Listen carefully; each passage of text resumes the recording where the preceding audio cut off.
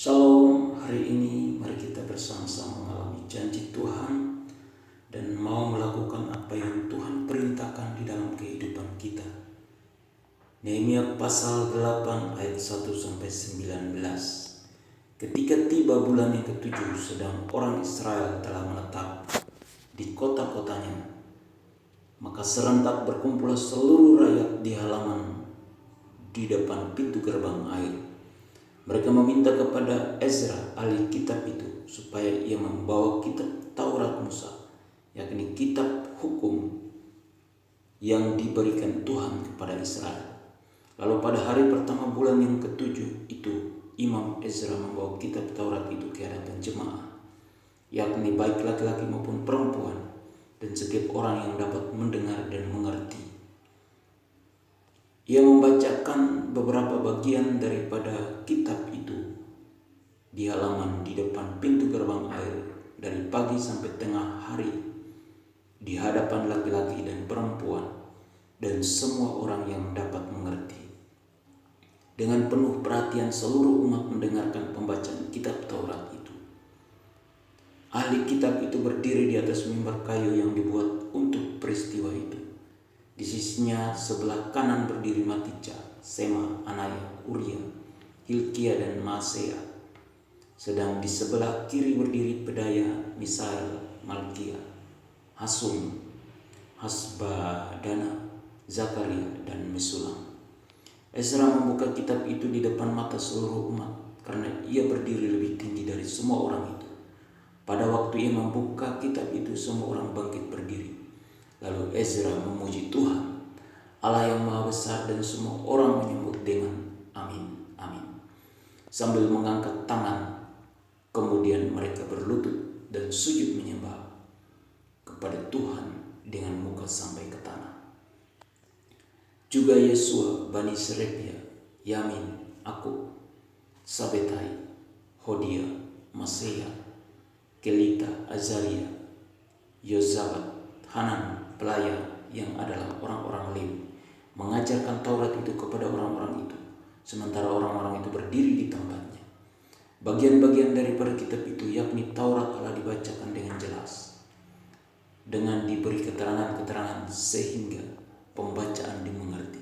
Lalu Nehemia, yakni kepala daerah itu, dan Imam Ezra, ahli kitab itu, dan orang-orang Lewi yang mengajar orang-orang itu, berkata kepada mereka semuanya, "Hari ini adalah kudus bagi Tuhan Allah. Jangan kamu berduka cita dan menangis." Karena semua orang itu menangis ketika mendengar kalimat-kalimat Taurat itu. Lalu berkatalah ia kepada mereka, "Pergilah kamu, makanlah sedap-sedapan dan minumlah minuman manis, dan kirimlah sebagian kepada mereka yang tidak sedia apa-apa. Karena hari ini adalah kudus bagi Tuhan kita. Jangan kamu bersusah hati, sebab sukacita karena Tuhan itulah perlindungan." Juga orang-orang Lewi menyuruh semua orang itu supaya diam dengan kata-kata, "Tenanglah, hari ini adalah kudus, jangan kamu bersusah hati."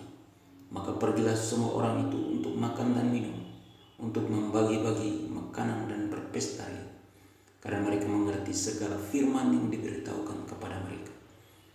Pada hari yang kedua, kepala-kepala kaum keluarga seluruh bangsa, juga para imam dan orang-orang Lewi berkumpul pada Ezra, ahli hukum Taurat itu, untuk menelaah kalimat-kalimat Taurat itu.